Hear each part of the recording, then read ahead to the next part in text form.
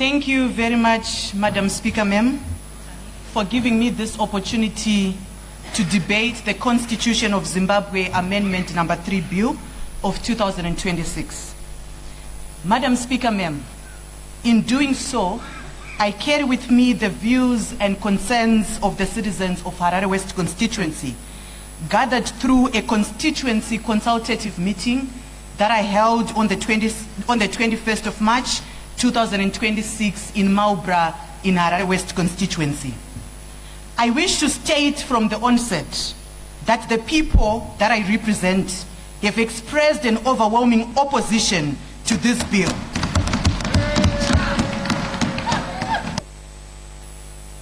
Ma'am, they believe it weakens the democratic governance, it undermines constitutionalism, and erodes the sovereignty of the citizens.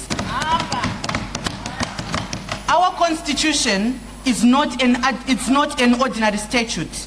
It is a supreme law of the land and a social contract between the citizens and the state. Madam Speaker, ma'am, at the center of this bill today is a fundamental question. Does this bill strengthen the sovereignty of the people, or does it take away the power from the people and concentrate it into the executive? The Constitution of Zimbabwe is founded on a popular sovereignty. The legislative authority that we enjoy today is derived from the people. Parliament is therefore not a master of the Constitution, but Parliament is a servant of this very Constitution. Madam Speaker, ma'am, this bill, when read as a whole, does not merely make technical changes. It forms a coherent scheme that weakens the electoral accountability, reduces citizens' participation, and consolidates power in the executive. When I was going through this bill as presented by the Honorable Minister Ziyambi Ziyambi, I saw a troubling pattern. I saw that the bill seeks to take away the people's direct right to elect their head of state.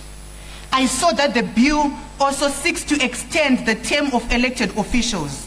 I also saw that the bill weakens the independent institutions and concentrates more authority in the executive. I am therefore, Madam Speaker, ma'am, convinced that these amendments move this country, Zimbabwe, into a wrong direction. Let me go clause by clause, Madam Speaker, ma'am. I want to start with clause 2. Clause 2 removes the voter registration, compilation of the voters' roll, and custody of the voters' roll from an independent Zimbabwe Electoral Commission and transferring those roles and these functions to the Registrar General. As Harare West Constituency and myself, we reject this clause. The voters' roll is a function, the voters' roll is a foundation of a free and fair election. Whoever controls the voters' roll, Madam Speaker, ma'am, controls the critical part of our electoral process. Moving this function from ZEC to the Registrar General weakens the electoral independence and places a core electoral function under an office that lacks the same constitutional safeguards as the Zimbabwe Electoral Commission. Speaker, ma'am, if the concerns with ZEC is efficiency, the answer is very simple. The answer is not to strip away ZEC of its mandate. The answer is to strengthen ZEC by making sure we improve data sharing with the Registrar General, modernizing registration systems. We are now in the 4th industrial revolution where we can make use of AI and also ensure transparency within ZEC. Let me quickly move on to clause 3. This is one of the most dangerous clauses, Madam Speaker, ma'am. It proposes that the President must be elected by members of Parliament in a joint sitting of Senate and the National Assembly. The people of Harare West are very clear. The President must be elected directly by the people. We maintain that there must be one vote, one person, one vote must remain. Madam Speaker, ma'am, the question is, are we saying the liberation struggle and its gains were a mistake. One person, one vote, was it a mistake? Madam Speaker, ma'am, I want to say today, let us today not strip away the citizens of their right to vote.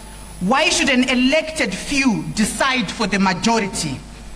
A direct presidential election is not a democratic feature of our democracy. This is a central mechanism through which citizens exercise sovereignty. Removing the people's direct vote for presidents reduces millions of Zimbabweans to spectators, while a small group of parliamentarians decides who becomes the head of state. Madam Speaker, ma'am, on this clause, this also creates serious risk of patronage, bribery, intimidation, and political bargaining. In a context like our country, where money and executive power already influence political processes, reducing the electoral college from millions of citizens to a few parliamentarians is very dangerous. Even more concerning, the proposed clause appears to allow a person who was never directly elected by the people or even rejected by the voters to become a president through this parliament. This is not democracy. This is a removal of the people from the center of government. I therefore oppose clause 3. Madam Speaker, let me move to clause 4, 9, and 10, which talks about the extension of terms from 5 years to 7 years. In 2023, the President and members of Parliament were elected for a 5-year term. No candidate sought a mandate from the people for 7 years. To extend the term after the election is to alter the people's mandate after it has already been given. Madam Speaker, ma'am, the bill is about consolidation of political power. This is what we have seen since this debate started. If one examines the political campaign surrounding this bill, particularly the advertisements that have been put out on radio and television, the focus is not on deepening democracy or strengthening our institutions or even improving the governance. The focus has been on an individual. If you listen to the jiggles, if you listen to the songs around this bill, they've been centered on an individual, and we reject this bill, Madam Speaker, ma'am. No elected body has a moral or constitutional authority to unilaterally extend its own term of office without returning to the people. This is precisely why Section 328, subsection 7 exists. It improves the incumbents. It prevents the incumbents from benefiting from the amendments that extend their term in office. It is a constitutional firewall against self-serving amendments. If leaders want a 7-year term, they must ask the people directly through a referendum and apply these changes only for future office holders, not this current parliament. Clause 8 allows the president to appoint additional senators. The proposal de-democratizes the Senate. Senators must represent the people and their provinces, not presidential preference. The danger between, Madam Speaker, ma'am, the danger becomes clearer when clause 8 is read together with clause 3. If Parliament elects the president and the president appoints the senators, then the system risks being secular. There is presidential influence shaping the body that may in turn choose the president in the future. This also affects the constitutional amendment arithmetic. Additional appointed senators, as proposed by the bill, can alter the balance of power in Parliament and make it easier for a ruling party to reach the supermajority without obtaining a genuine 2/3 mandate from the voters. This is not a technical reform. It is a constitutional fraud, Madam Speaker, ma'am. Let me move to clauses 11, 12, 13, and 17. These clauses talks about the Electoral Delimitation Commission and a reduction of the ZEC function. Madam Speaker, ma'am, the delimitation and voter registration must remain with ZEC, and ZEC must be strengthened. The problem with our electoral system is not that ZEC has too much independence. The problem is that citizens, they want more transparency, want more independence, more accountability, and more public confidence. The proposed delimitation commission would be appointed by the president. Again, this is an executive override. That creates a risk that boundary delimitation, one of the most politically sensitive electoral functions, may become a subject of executive influence. Free and fair elections require an independent institutions. These clauses move us in a different direction. The repeal in the constitutional provision requiring traditional leaders not to be members of political parties or to participate as parties in politics. This is clause 21. We strongly reject this clause. Traditional leaders serve communities made by the citizens from different political views. Their authority depends on neutrality, fairness, and trust. If traditional leaders become openly partisan, their constitutional role as community leaders and quasi-judicial authority is compromised. This clause also affects the Senate, because the chiefs, they're going to be sitting in the Senate as members of parliament.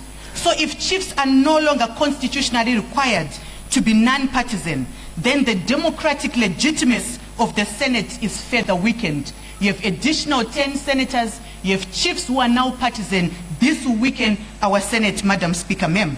The traditional leaders must remain above partisan politics. They must not subscribe to any political party, Madam Speaker, ma'am. The recurring message from my constituents that I represent in this august house, Harare West Constituency, was to demand for a referendum. The people of this country made the Constitution. The people must decide whether it must be fundamentally altered. As their representative today, I wish to place their views before this House and submit that the Constitution of Zimbabwe Amendment number 3 bill must be rejected in its entirety. The Constitution must be rejected in its entirety. The Constitution of this country belongs to the people, and no one has a right to play around with the people's constitution. Madam Speaker, ma'am, I therefore submit the views and concerns of the people of Harare West constituency. I thank you, Madam Speaker, ma'am. Thank you, Honorable Mamombe. Honorable Kariko.